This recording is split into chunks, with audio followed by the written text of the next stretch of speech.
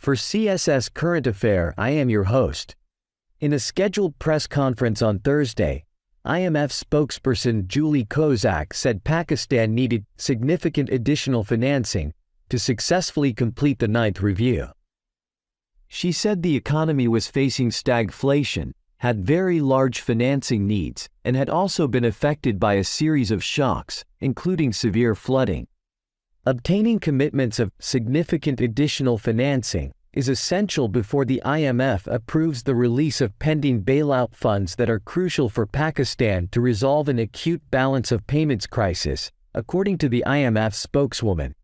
Sources have said that the IMF's focus is now more on ensuring that Pakistan does not default by arranging funds to the extent of the external debt repayments. It is no longer emphasizing increasing the extremely low foreign exchange reserves. Dar also said on Thursday that Pakistan would not default on any foreign liability, with or without an IMF program.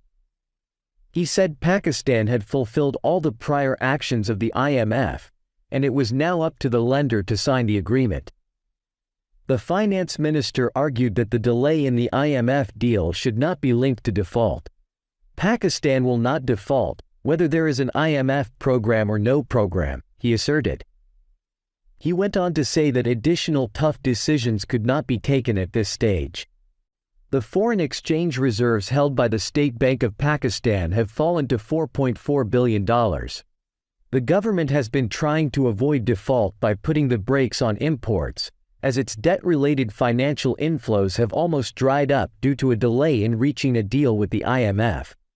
Sources say that the government is also not inclined to meet the IMF's demand for a draft of the next year's budget.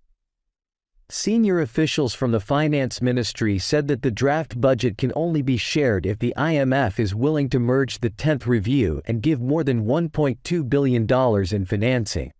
Of the $6.5 billion, $2.6 billion remains undisbursed despite a 9-month extension in the IMF program.